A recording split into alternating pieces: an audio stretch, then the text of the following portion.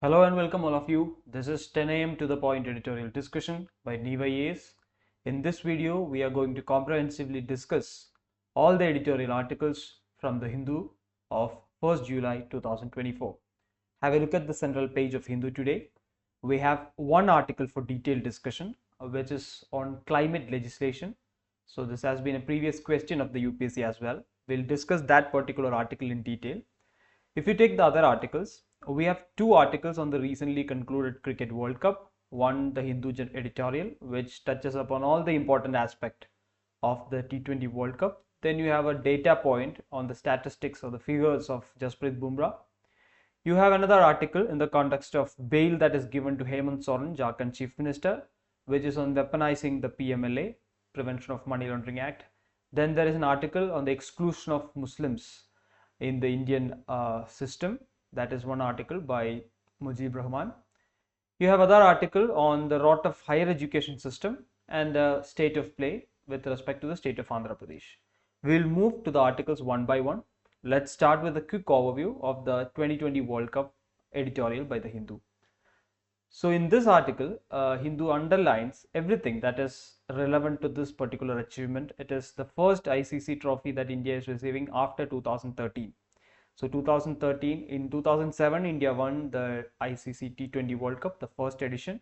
In 1983, nowadays sports is also important for you because of questions that has been asked in the prelims. So I'll just give you a brief sketch of India's achievements in cricket. It was the first major achievement comes in 1983, which is the one-day World Cup victory under the leadership of Kapil Dev. Then you have the 2007 T20 World Cup victory. In 2003, India has gone to the finals, but India lost in the finals. So after the 1983 World Cup victory, the first major achievement comes in 2007, which is the first edition of the T20 World Cup as well. Then in 2011, you have the first one-day international victory, World Cup victory. So both these comes under the leadership of Mahendra Singh Dhoni. Then in 2013, under the leadership of the same person, you have the ICC Champions Trophy victory. Now, after a long period, India is winning a ICC trophy in 2024, which is again a T20 World Cup. In 2023, India played the finals of the One-Day International World Cup, which was held in India, but India lost in the finals to Australia. So that's the track record of Indian cricket team in that regard.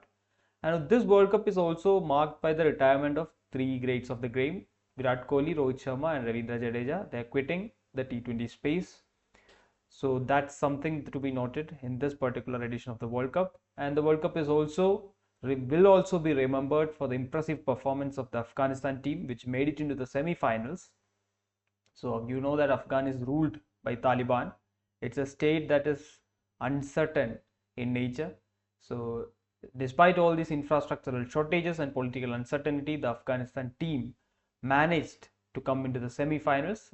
The effort of Pakistan is also appreciated by the editorial because Pakistan is also in a political unstable situation. They have the economic crisis. They are fighting the Taliban from Afghanistan. Their team had to train with the army of the nation, and among all these, the Pakistan team also played comparatively well. So that's the takeaway from this particular article. We'll move to the next article, which is on the weaponizing of Prevention of Money Laundering Act. Now, the reason why the Hindu says so is because when you take the PMLA, if any person is arrested under the Prevention of Money Laundering Act, that person is denied bail by the court on the grounds of primary interrogation. So any court that considers a bail application of a person who is arrested under the PMLA Act should do a prima facie analysis of the evidences and come to the conclusion that whether this person is guilty or not.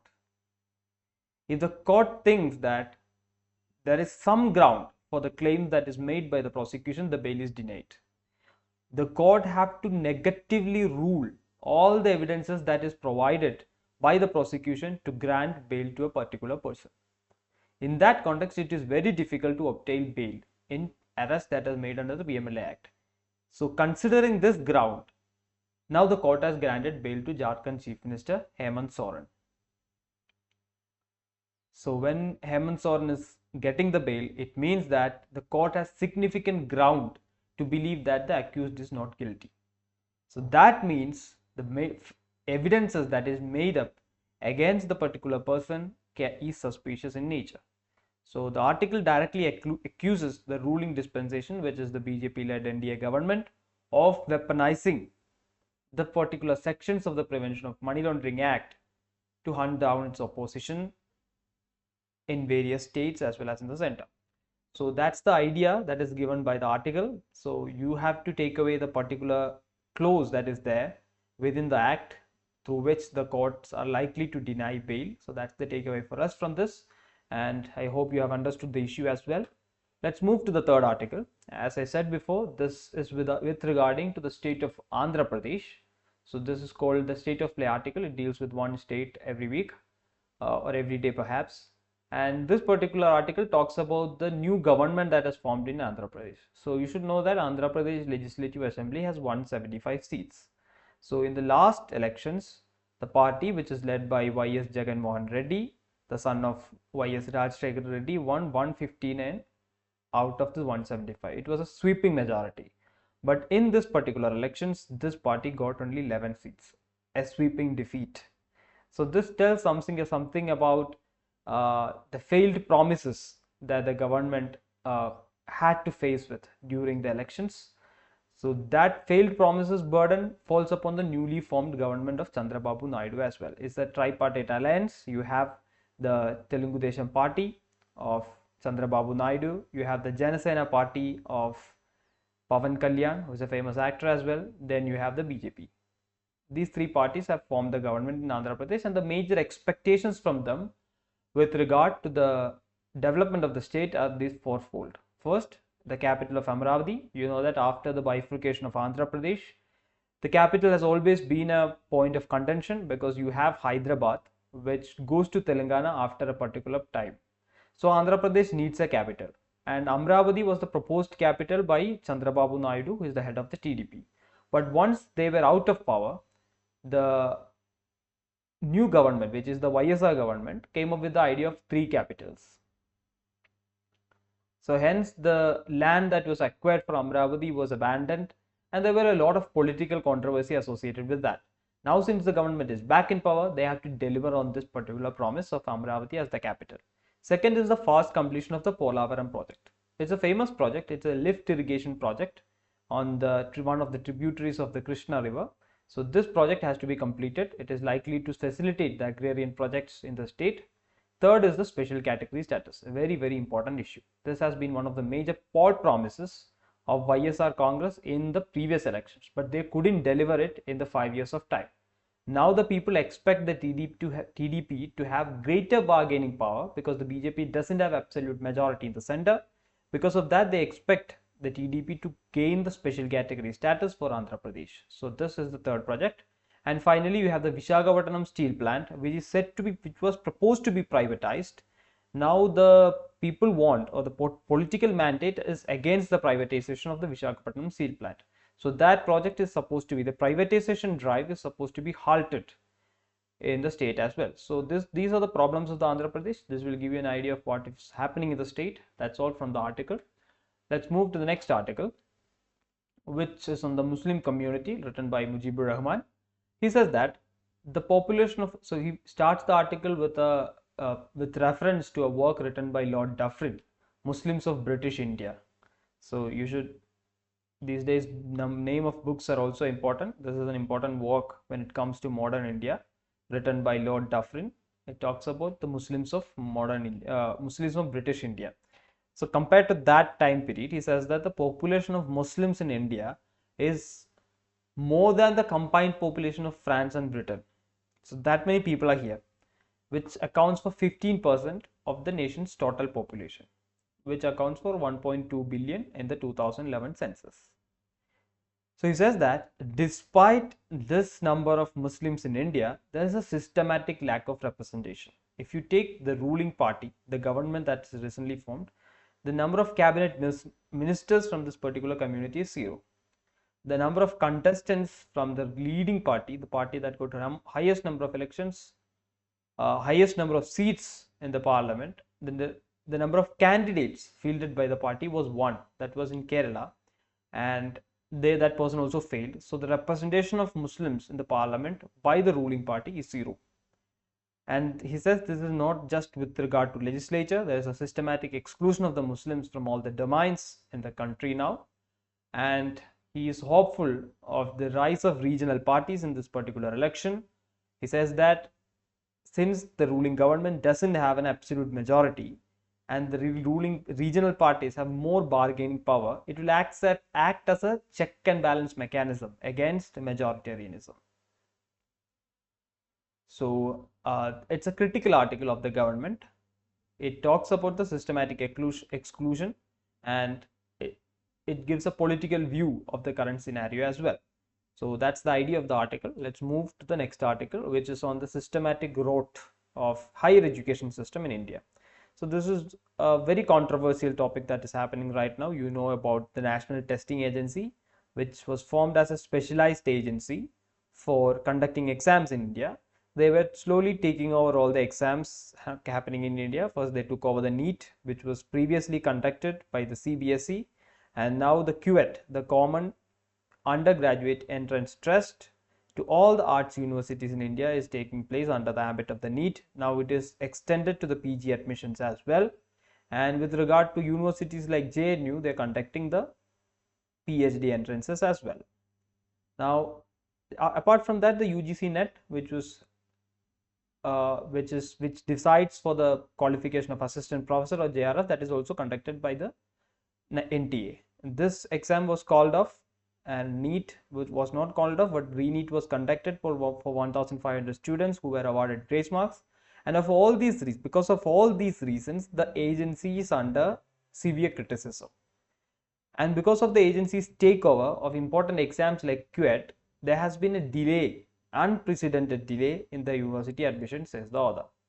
She says it is unprecedented because if you take the context of JNU, if you take the case of JNU was established in 1969, and since then, 1979, I think, 50 years, JNU celebrated its 50 years in 2019.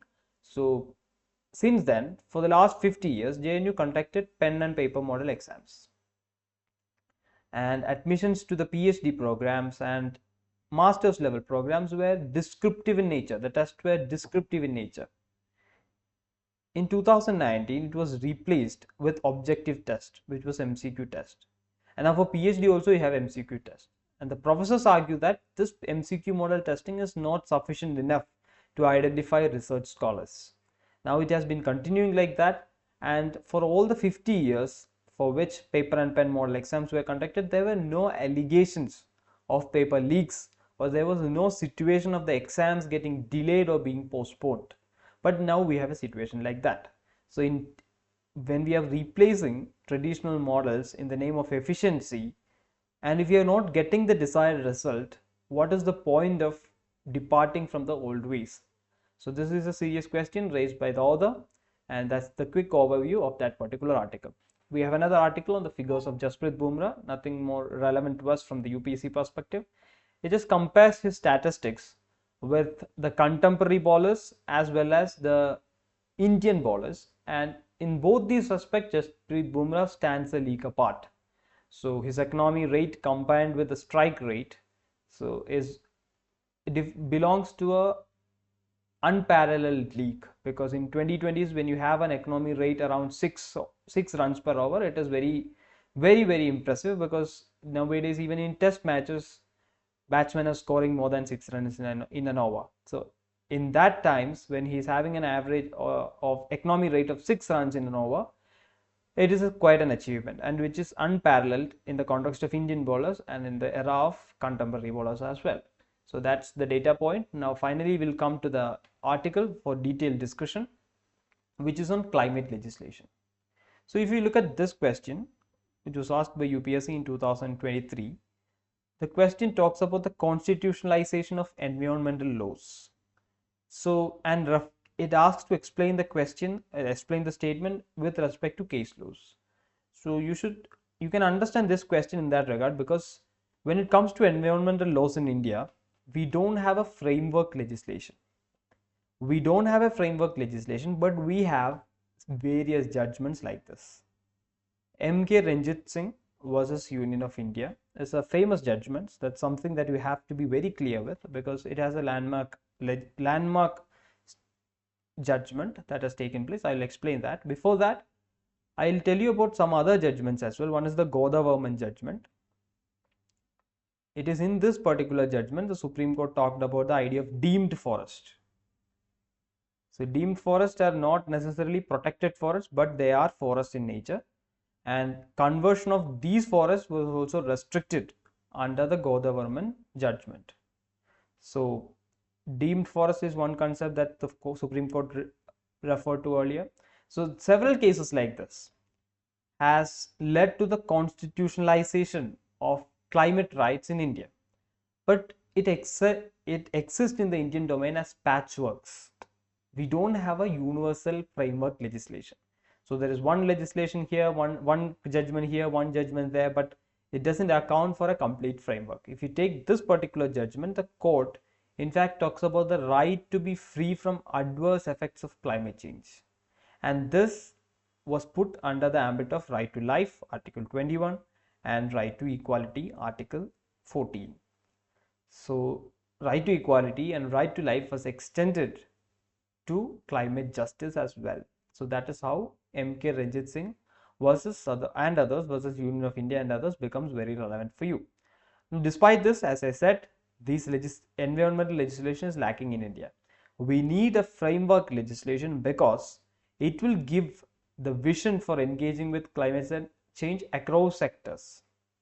If you take one sector, for example, the electronic vehicle manufacturing, it will have certain priorities, which is not the priority for the coal sector, or which is not the priority for the export sector.